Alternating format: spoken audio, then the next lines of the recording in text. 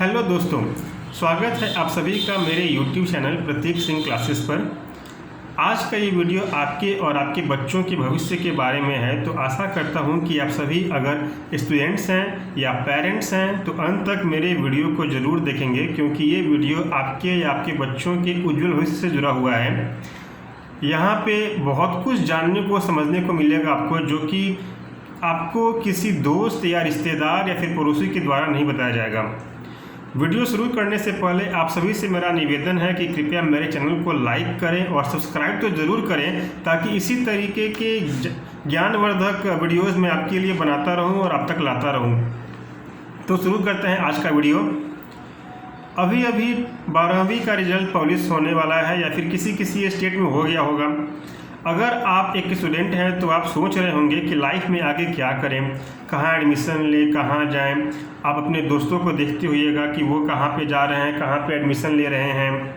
अगर आप पेरेंट्स हैं तो आप भी यही सोच रहे होंगे कि आपके बच्चे आप भविष्य में कहाँ जाएंगे, क्या करेंगे। आप ये भी देख रहे होंगे कि आपके रिश्तेदार के बच्चे क्या कर रहे हैं, क्या कर चुके हैं, कहाँ से पढ़े हैं।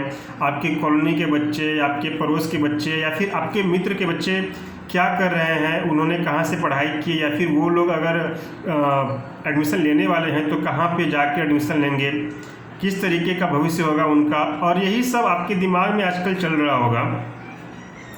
जो स्टूडेंट टैलेंटेड हैं वो तो कहीं ना कहीं कॉम्पिटिटिव एग्ज़ाम दे के पास हो जाएंगे और उनका एडमिशन किसी अच्छे कॉलेज में हो जाएगा। जिनका कहीं नहीं हुआ वो चाहेंगे कि किसी भी तरीके से एडमिशन हो जाए, तो फिर वो भागेंगे वैसे कॉलेज के चक्कर में जहाँ पे डोनेशन के द्वारा एडमिशन होता है। तो इस तरीके से दो ही चीज़ बच्चे या फिर पेरेंट्स सोचते हैं कि एडमिशन वहाँ पे मिल जाए जहाँ पे डोनेशन कम से कम लगे और आसानी से हो जाए। ऐसे में आप अप्रोच करेंगे सीधे कॉलेज ऑफिस में जाकर जानकारी प्राप्त करने का, या फिर किसी एडमिशन एजेंट के द्वारा। अब आते हैं असली मुद्दे पर। मैं बिहार का रहने वाला हूं और 12वीं तक की पढ़ाई मैंने सरकारी स्कूल और कॉलेज से ही की है। फिर मैंने कुछ कॉम्पिटिटिव एग्ज़ाम्स दिए लेकिन पास न हो पाया। फिर मुझे पता चला कि तमिलनाडु में बहुत सारे कॉलेज हैं जहां आसानी से एडमिशन हो जाता है। बात सही भी है। अगर आप एक स्टूडेंट हैं या पेरेंट्स हैं और आपको कभी चेन्नई आने का मौका मिले तो आपको ये देखकर आश्चर्य होगा कि हर 250-300 मीटर की दूरी पर यहाँ पे एक इंजीनियरिंग कॉलेज है। और तो और कहीं कहीं पे 2 से 3 कॉलेज आसपास में ही एक ही जगह आमने सामने या अगल बगल में आपको दिख जाएंगे।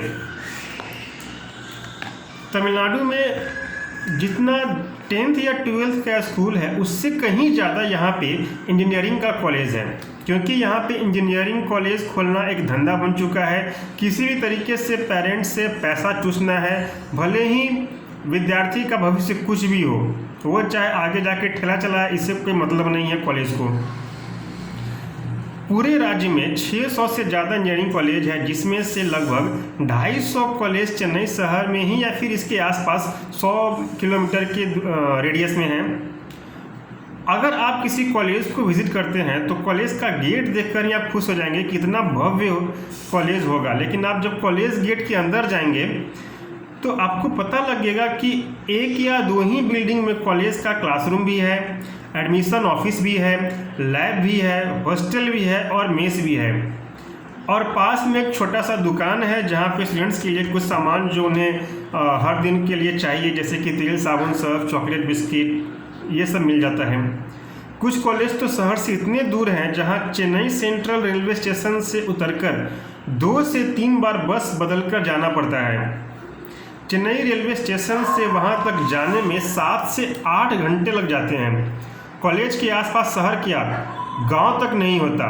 जैसे हम लोग बोलते हैं ना कि चौर, मतलब कि ऐसा जगह जहाँ पे कोई रहता नहीं है, सिर्फ खुला मैदान होता है, जंगल होता है, उस तरीके की जगह पे यहाँ पे लोग कॉलेज बना देते हैं। क्यों? क्योंकि वहाँ पे ज़मीन काफ़ी सस्ते भाव में मिल जाता है। अब बात करते हैं पढ़ाई के।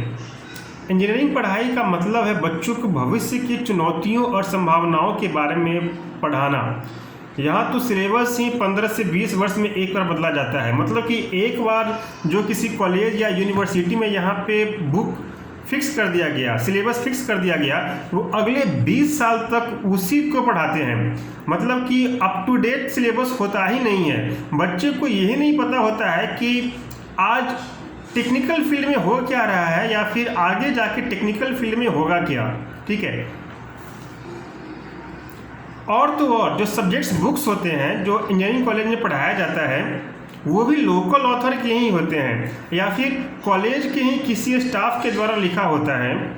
ऐसे में तो भूल ही जाइए कि आप या आपका बेटा बेटी यहाँ से इंजीनियरिंग बनने वाले हैं। बस कॉलेज का ऑफिस रहेगा मेन सिटी में और कॉलेज रहेगा किसी गांव में या फिर कहें कि चौड़ में। यहाँ कॉलेज से पढ़कर इंजीनियरिंग नहीं निकलते, यहाँ से कॉलेज में पढ़कर टेक्नोक्रेट्स नहीं निकलते, यहाँ सिर्फ टैलेंटेड हाई स्किल्ड लेबर्स निकलते हैं। आप अपने रिश्तेदारों से गर्व से तो बोलिएगा कि मेरे बच्चे चेन्नई शहर में हैं, वहाँ पे पढ़ रहे हैं, पर सच में असल में कुछ और ही होता है। यहाँ पे पढ़ाई होता ही नहीं। ठीक, एक बात तो और, हम लोग जैसे अपने बच्चों को बोलते हैं बचपन से ही कि मैथ्स पढ़ो, साइंस पढ़ो, समझ के पढ़ो। ठीक है, जो कुछ भी पढ़ रहे हैं उसको अपने ज़िंदगी में किस तरीके से जोड़ सकते हैं इस पर भी ध्यान दो। लेकिन यहाँ पे क्या होता है कि आप चाहे LKG UKG के क्लास में देखें या फिर 10th 12th के क्लास में देखें या फिर आप कॉलेज में ही देखें, चाहे MPhil PhD ही क्यों ना कर रहा हो कोई बंदा, किसी भी कॉलेज या यूनिवर्सिटी में सिर्फ ये ध्यान दिया जाता है कि किसी भी तरीके से स्टूडेंट्स को रट्टा मरवा दो आंसर का, बस उतने ही से मतलब है। समझने समझाने से कोई मतलब नहीं है यहाँ पे। ठीक, टीचर आएंगे क्लास में, ठीक है, या फिर प्रोफेसर आएंगे क्लासरूम में और वो बताएंगे कि इस क्वेश्चन का आंसर इस पेज के इस पैराग्राफ में है, उसको रट लो, ये 2 मार्क का क्वेश्चन है, 3 मार्क का क्वेश्चन है, बस यही बताएंगे और फिर वो क्लास से चले जाएंगे। बच्चों का भी सिर्फ यही मतलब होता है कि किसी भी तरीके से वो रट्टा मार के पास कर जाए एग्ज़ाम। आप एक चीज़ देखिएगा कि यहाँ पे अधिकांश बच्चे डिग्री में 90% से ऊपर लाते हैं, लेकिन उनको नॉलेज कुछ नहीं होता, वो किसी चीज़ के बारे में जानते ही नहीं होते हैं। फॉर एग्ज़ाम्पल मैं एक बच्चे को जानता हूँ जो 10th क्लास में बहुत अच्छा मार्क्स लाया, लगभग 97% लाया, 12th में 93% लाया, अभी वो 3rd ईयर इंजीनियरिंग में है। उससे मैं अगर पूछा बस ऐसे ही कि भाई क्लोरीन का एटॉमिक नंबर क्या है, वो बोला नहीं मालूम। ठीक है, उससे हम पूछ दिए हाइड्रोजन का मास क्या है, बोला नहीं मालूम। ठीक, उससे हम पूछ दिए कि अच्छा अभी BE कर रहा है, ये बताओ BE और BTech में क्या अंतर है, उसको पता कुछ नहीं। खैर, इंजीनियरिंग कॉलेज में पढ़ाने वाले स्टाफ कम से कम MPhil PhD तो होने ही चाहिए और साथ में कम से कम 8 से 10 वर्षों का जॉब एक्सपीरियंस, ताकि उन्हें मालूम हो कि इंजीनियरिंग की कौन सी थ्योरी का इस्तेमाल कंपनीज इंडस्ट्रीज़ के कौन से जगह पे किस तरीके से किया जाता है। पर यहाँ के बच्चे जो कॉलेज से BE ME कर लेते हैं उनको कोई जब जॉब नहीं लगता तो वे ही बच्चे उसी कॉलेज में लेक्चरर रख लिए जाते हैं। अब आप समझ सकते हैं कि कॉलेज में क्या पढ़ाई होगा। यहाँ पे 2-3 बिल्डिंग वाली कॉलेज और फिर फीस आसमान में रहता है उनका। आपसे जितना फीस लिया जाएगा उससे कम का ही आपको रिसिप्ट दिया जाएगा।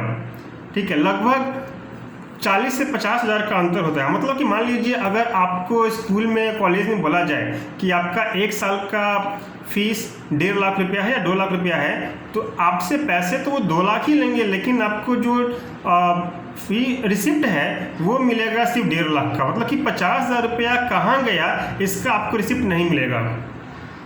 ठीक है, हॉस्टल में एक ही रूम में 4 से 5 बच्चे डाल दिए जाते हैं और खाना ऐसा कि हमारे तरफ के जानवर भी ना खाएं, और उसमें भी काफ़ी हाई हॉस्टल फीस वसूल किया जाता है। लगभग एक रूम में मान लीजिए 4 बच्चे हैं और हॉस्टल फीस लिया जाता है 70,000। ठीक है, मतलब कि एक रूम से ही 2,80,000 रुपया आपका रहेगा हॉस्टल फीस। ठीक, और हॉस्टल में स्टूडेंट्स को दिया क्या जाता है, एक चेयर रहेगा, वो भी कितना पुराना जंग लगा हुआ पता नहीं। ठीक, एक बेड रहेगा, उसके बाद 2 स्टूडेंट पे एक अलमीरा रहेगा बस। ठीक, और 10 बाई 16 का रूम रहेगा, उससे ज़्यादा का नहीं।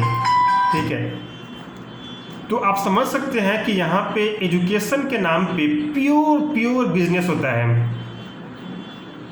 ठीक है, फाइनल ईयर में जॉब यहाँ पे लग भी जाती है क्योंकि तमिलनाडु एक इंडस्ट्रियल स्टेट है। ठीक है, और यहाँ पे डिमांड और सप्लाई में बहुत ज़्यादा गैप है, खास करके जो स्किल लेबर्स होते हैं बहुत ज़्यादा चाहिए होता है यहाँ पे।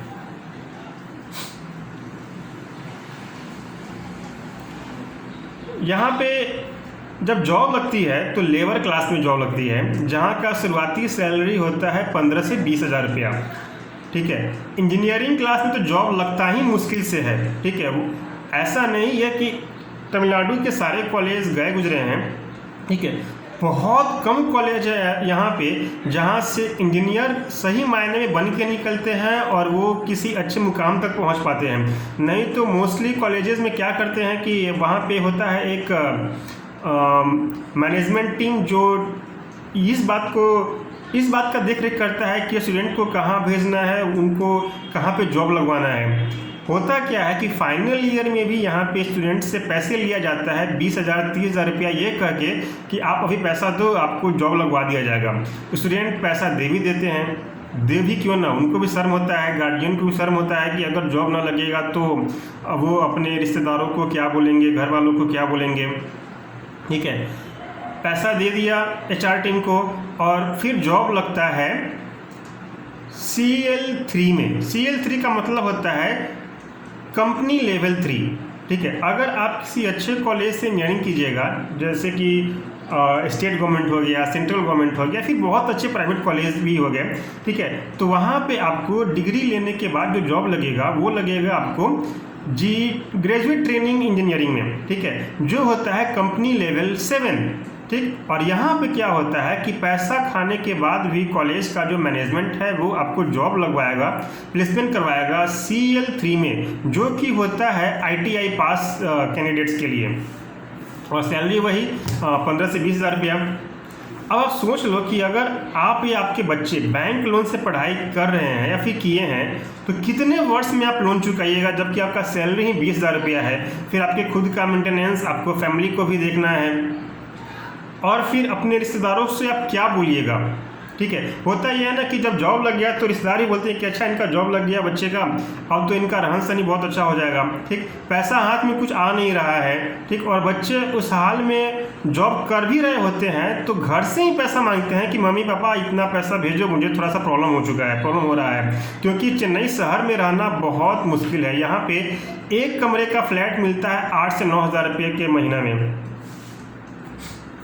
ठीक है, तो फिर सोच लीजिए कि आपके जो पड़ोसी हैं, रिश्तेदार हैं या फिर दोस्त लोग हैं, वो जले पे नमक छिड़केंगे।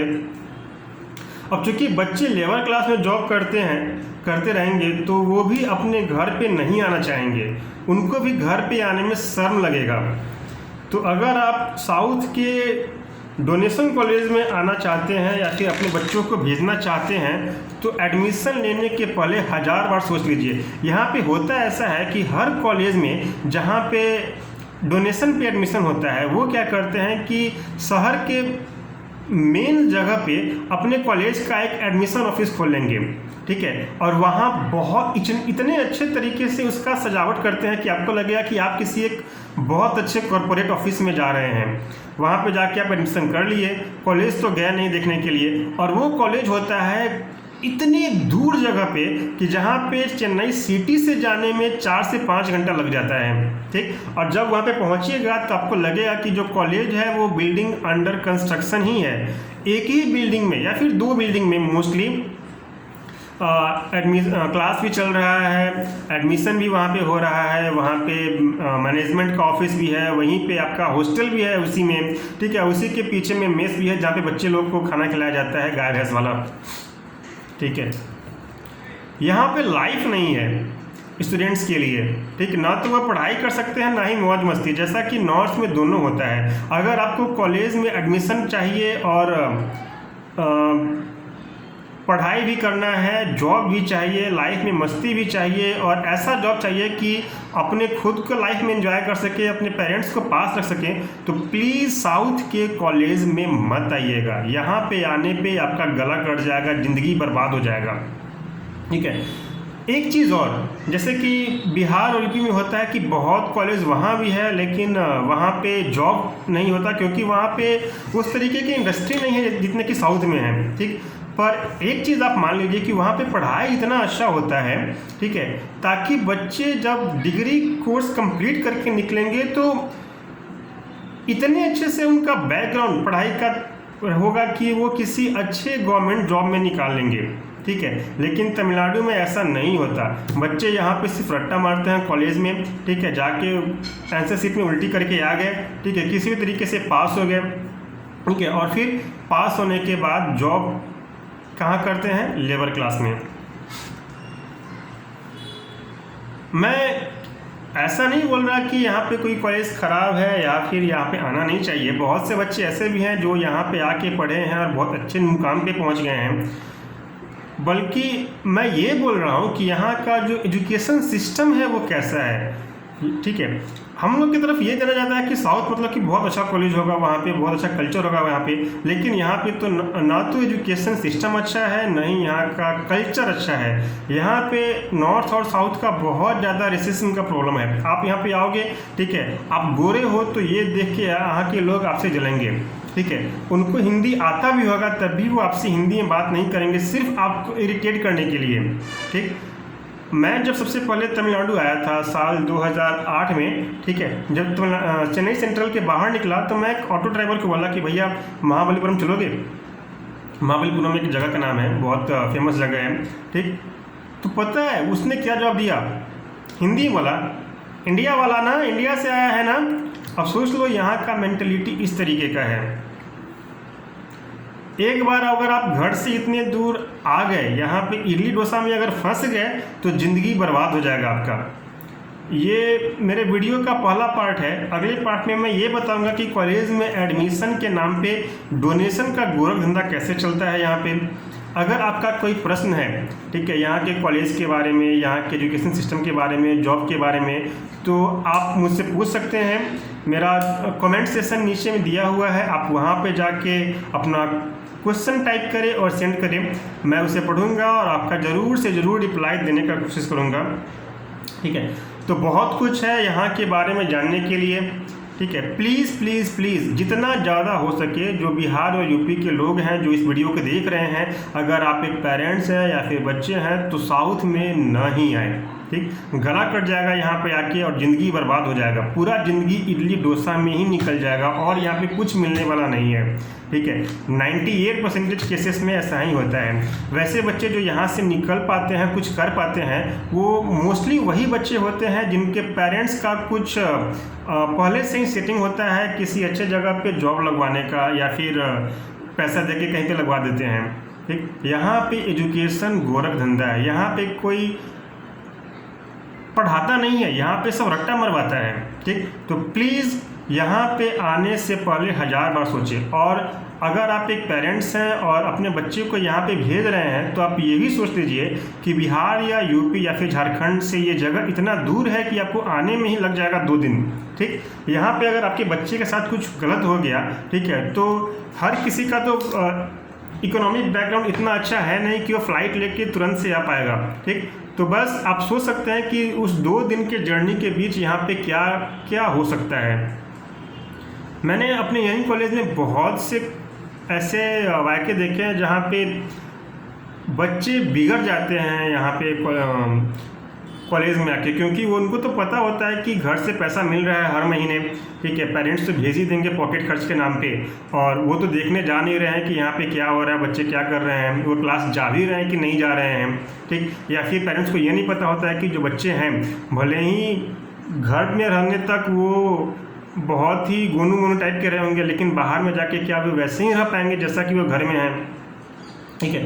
तो आप सबसे निवेदन है कि प्लीज़ साउथ में अपने बच्चे को भेजने से पहले 1000 बार सोच लें, ठीक। जितना ज़्यादा से ज़्यादा हो सके बच्चों को डिग्री करने तक अपने आँखों के सामने ही रखें, ताकि वो क्या कर रहे हैं और वो क्या करेंगे इसका आपको अंदाज़ा हो। आपके और आपके बच्चे के बीच में कम से कम 25 साल का फ़र्क होगा, ठीक है। मतलब कि आपको ज़िंदगी का अनुभव ज़्यादा है।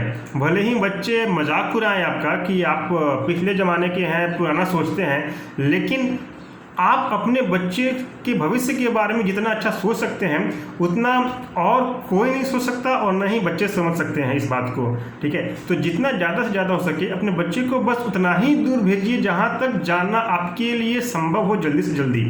ठीक है, तो ये मेरा वीडियो का पहला पार्ट था, इसे मैं अपलोड कर रहा हूँ अभी।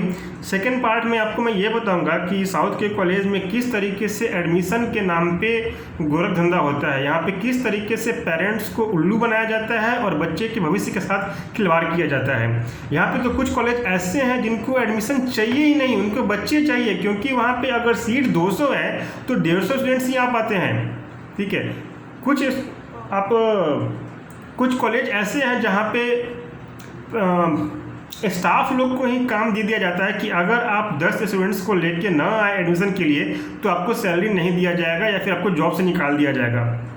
ठीक है, तो सोच लीजिए और आपके खून कमाई के पैसे के साथ क्या होगा यहाँ पे और आपके बच्चे के भविष्य के साथ क्या होगा। आप जब तक जिंदा हैं आप तो अपने बच्चे को खिलाओगे, लेकिन बच्चा का जब बच्चा होगा तो उसको तो खुद के बच्चे का ख्याल रखना पड़ेगा। तो यहाँ पे इस तरीके का भविष्य नहीं बनने वाला है कि बच्चे अपने बच्चों का ख्याल रख सके भविष्य में या फिर आपका बुढ़ापे का लाठी बन सके। ठीक है, तो जो सेकंड पार्ट है वो कुछ ज़्यादा इंटरेस्टिंग होने वाला है। आप सभी से निवेदन है कि मेरे YouTube चैनल को सब्सक्राइब करें और लाइक करें और जितना ज़्यादा से ज़्यादा हो सके अपने दोस्तों के साथ इसे शेयर करें ताकि उन्हें भी ये सब चीज़ जानने को मिले। जो मैं ये आपको बता रहा हूँ वो आपके दोस्त भी नहीं बताएंगे, ना ही आपके कोई रिश्तेदार परिवार वाले बता पाएंगे। ठीक है, क्योंकि अगर मान लीजिए आपके दोस्त के बच्चे यहाँ पे आके फंस गए तो वो भी तो यहीं का गुणगान करेंगे, वो आपको कभी सच नहीं बताने वाले। ठीक है, तो मैं अब साइनिंग ऑफ करता हूँ इसी उम्मीद से कि आप मेरे चैनल को सब्सक्राइब कीजिएगा, लाइक कीजिएगा और अपने दोस्तों के साथ शेयर कीजिएगा। ठीक है, सेकंड पार्ट लगभग 2 दिन के बाद मैं लाने वाला हूँ। ठीक है, जैसे ही आप अगर सब्सक्राइब किए हैं तो आपको इसका नोटिफिकेशन मिल जाएगा। ठीक है, मतलब कि अगर आप मेरे वीडियो को या फिर मेरे अभी चैनल को सब्सक्राइब कीजिएगा तो जैसे ही मैं सेकंड पार्ट लाऊंगा आपको नोटिफिकेशन मिल जाएगा कि यहाँ पे डोनेशन का चक्कर क्या है, कैसे एडमिशन वगैरह होता है। ठीक है, चलिए मिलते हैं बाद में फिर, बाय बाय।